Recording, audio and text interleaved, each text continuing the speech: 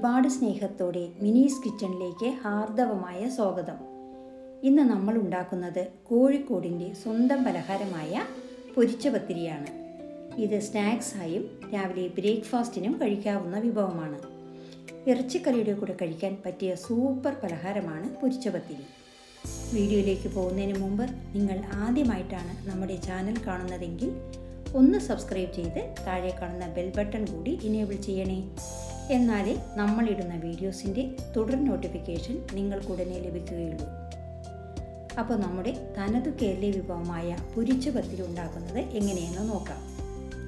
ഓരോരുത്തരും ഉണ്ടാക്കുന്ന രീതിയിൽ നേരിയ വ്യത്യാസങ്ങൾ ഉണ്ടാവാം. ആദ്യം നമുക്ക് 4 ചെറിയ ഉള്ളിയും 3 വെളുത്തുള്ളിയും 1 പച്ചമുളകും ചതച്ചെടുക്കാം. ചെറിയ ഉള്ളിക്ക് പകരം സവാള പകുതി ചേർക്കാവുന്നതാണ്. ഇനി അടുത്തതായി ഒരു മിക്സി ജാറിലേക്ക് ഒരു ചെറിയ കപ്പ് തേങ്ങ ചിരവിയതും 1/2 സ്പൂൺ ജീരകവും ചേർത്ത് വെള്ളമൊഴിക്കാതെ ഒന്നടിച്ചെടുക്കുക. കൂടുതൽ അരയരുത്, തരുതരിപ്പായി അരച്ചാൽ മതി. ജീരകത്തിന് പകരം പെരിഞ്ജീരകം ചേർത്തും തേങ്ങ അരയ്ക്കാം. അടുത്തതായി ഗ്യാസ് കത്തിച്ച് ഒരു പാൻ വയ്ക്കുക. പാൻ ചൂടായി വരുമ്പോൾ 1 സ്പൂൺ നെയ്യ് ചേർക്കുക. നെയ്യിലേക്ക് ചതച്ചു വെച്ച വെളുത്തുള്ളി, പച്ചമുളക്, ഉള്ളി എന്നിവയുടെ കൂട്ട് ചേർത്ത് ഒന്ന് വഴറ്റുക. ഒരുപാട് വഴറ്റേണ്ട. ഇനി ഇതിലേക്ക് 2 കപ്പ് വെള്ളം ചേർക്കുക. ഏകദേശം 1/4 സ്പൂൺ ഉപ്പ് കൂടി ചേർക്കുക. ഉപ്പ് വെള്ളത്തിൽ അലിഞ്ഞതിന് ശേഷം ഉപ്പ് നോക്കിയാൽ ലേശം ഉപ്പിൻ്റെ ടേസ്റ്റ് മുന്നിട്ട് നിൽക്കണം. 1 സ്പൂൺ കരിഞ്ജീരകം കൂടി ചേർത്ത് കൊടുക്കാം. ഇതിന് പകരം കറുത്ത എള്ള് ചേർത്ത് കൊടുത്താലും മതി. കരിഞ്ജീരകത്തിന് ഒരുപാട് ഔഷധ ഗുണങ്ങളുണ്ട്. വെള്ളം തിളച്ചു കഴിഞ്ഞാൽ ചതച്ചു വെച്ച തേങ്ങ ജീരകം കൂട്ടി ചേർത്ത് കൊടുക്കുക. അതിനുശേഷം 1 കപ്പ് പുട്ടുപൊടിയും 1 വലിയ സ്പൂൺ ഇടിയപ്പത്തിൻ്റെ നൈസ് പൊടിയും ഇട്ട് കൊടുക്കുക. 2 പൊടികളും വറുത്തതായിരിക്കണം. പുട്ടുപൊടി ലേശം തരിയുള്ളതായിരിക്കും. ഇടിയപ്പത്തിൻ്റെ പൊടി നൈസ് പൊടിയായിരിക്കും. ചിലർ രണ്ടും സമാസമം എടുക്കാറുണ്ട്. വേറെ ചിലർ 1/4 ഭാഗം നൈസ് ഇടിയപ്പത്തിൻ്റെയോ പത്തിരിയുടെയോ പൊടിയും 1/4 ഭാഗം മൈദയുമാണ് എടുക്കുക. ഇനി വേറൊരു കൂട്ടർ 1/2 ഭാഗം പുട്ടുപൊടിയും 1/4 ഭാഗം റവയും 1/4 ഭാഗം മൈദയും ചേർത്താണ് പത്തിരി ഉണ്ടാക്കുന്നത്. നമ്മൾ ഉണ്ടാക്കുന്നത് 1 കപ്പ് പുട്ടുപൊടിയും 1 വലിയ സ്പൂൺ ഇടിയപ്പത്തിൻ്റെ പൊടിയും ചേർത്താണ്. ഗ്യാസ് ഓഫ് ചെയ്ത് മാവുകൾ ഇളക്കി നല്ലപോലെ മിക്സ് ചെയ്യുക. പൊടിയിൽ എല്ലാ ഭാഗത്തും വെള്ളം നനഞ്ഞിരിക്കണം. ഇനി അടച്ച് ഒരു 5 മിനിറ്റ് വയ്ക്കാം. 5 മിനിറ്റിന് ശേഷം മാവ് ഒരു പരന്ന പാത്രത്തിലേക്ക് മാറ്റുക. ചൂടോടെ നല്ലപോലെ കുഴച്ചെടുക്കുക. കൂടുതൽ ചൂട് അനുഭവപ്പെടുന്നുണ്ടെങ്കിൽ കൈ വെള്ളത്തിൽ ഒന്ന് നനച്ച് കുഴയ്ക്കുക. നല്ല സോഫ്റ്റായി കുഴച്ചെടുക്കണം.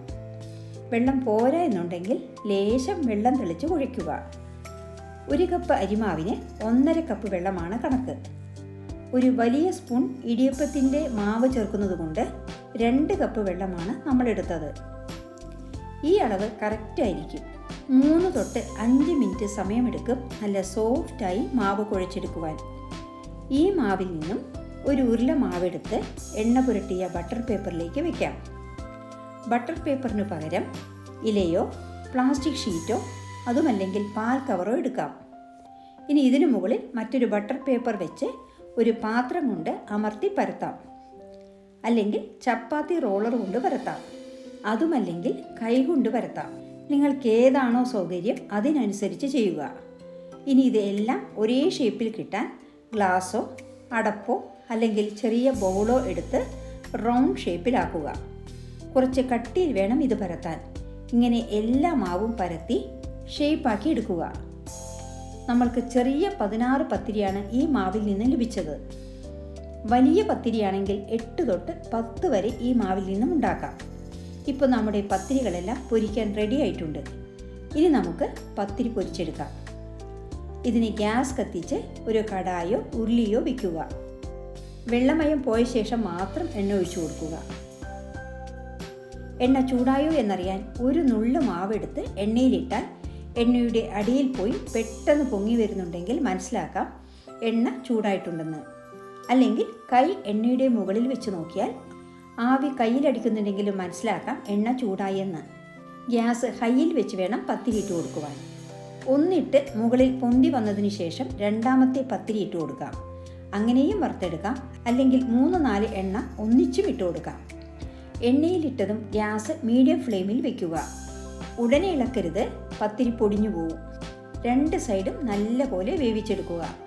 ഹൈ ഫ്ലെയിമിൽ തന്നെ വെച്ച് പത്തിരി ചുട്ടാൽ പുറം പെട്ടെന്ന് മൊരിഞ്ഞു കിട്ടും, പക്ഷെ ഉള്ളു വെന്ത് കാണില്ല. അതിനാൽ സാവകാശം സമയമെടുത്ത് എല്ലാ പത്തിരികളും പൊരിച്ചെടുക്കുക.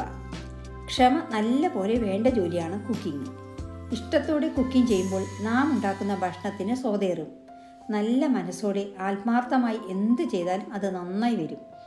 ഇങ്ങനെ എല്ലാ പത്തിരിയും ചുട്ടെടുക്കുക. പൊരിച്ചു വാങ്ങുമ്പോൾ പത്തിരിക്ക് കളർ കുറവാണെന്ന് തോന്നുമെങ്കിലും കുറച്ച് കഴിയുമ്പോൾ കളർ ഒന്നുകൂടി ബ്രൗൺ ആവും. എണ്ണയുടെ കലപിലെ ശബ്ദം എല്ലാം അടങ്ങി പതയും അടങ്ങിയാൽ മനസ്സിലാക്കാം പത്തിരികൾ കോരി മാറ്റാറായെന്ന്. നമ്മുടെ സൂപ്പർ ടേസ്റ്റിലുള്ള പത്തിരികളെല്ലാം റെഡി. വൈകുന്നേരങ്ങളിൽ കട്ടൻ ചായയോടൊപ്പം കഴിക്കാവുന്നതാണ് ഇത്. മോർണിംഗിന് ബ്രേക്ക്ഫാസ്റ്റ് ആയിട്ടും തയ്യാറാക്കാം. നല്ല ചിക്കൻ കറിയുടെ കൂടെ കഴിക്കാൻ വളരെ സ്വാദാണ്. പൊരിച്ച പത്തിരിയും ചിക്കൻ കറിയും നല്ലൊരു കോംബോ ആണ്. നമ്മുടെ സൂപ്പർ ടേസ്റ്റിലുള്ള പൊരിച്ച പത്തിരി പുറം നല്ല പോലെ മൊരിഞ്ഞും ഉള്ള് സോഫ്റ്റ് ആയിട്ടുമാണ് ഇരിക്കുന്നത്. ഈ പൊരിച്ച പത്തിരി സ്നേഹത്തോടെ നിങ്ങൾക്ക് സമർപ്പിക്കുന്നു. ഈ കുഞ്ഞു റെസിപ്പി എല്ലാവർക്കും ഇഷ്ടമായി എന്ന് കരുതുന്നു. എല്ലാവരും തീർച്ചയായും ഇതുണ്ടാക്കി നോക്കുമല്ലോ. നമ്മുടെ ഈ വിഭവം ഇഷ്ടമായാൽ ലൈക്ക് ചെയ്യാനും നിങ്ങളുടെ പ്രിയപ്പെട്ടവർക്ക് ഷെയർ ചെയ്യാനും മറക്കില്ലല്ലോ. കൂടാതെ നിങ്ങളുടെ വിലയേറിയ അഭിപ്രായങ്ങൾ താഴെ കമൻറ്റ് ബോക്സിൽ രേഖപ്പെടുത്തുമല്ലോ. വീണ്ടും മറ്റൊരു കിടിലൻ വിഭവമായി കാണാം. Thank you for watching and supporting.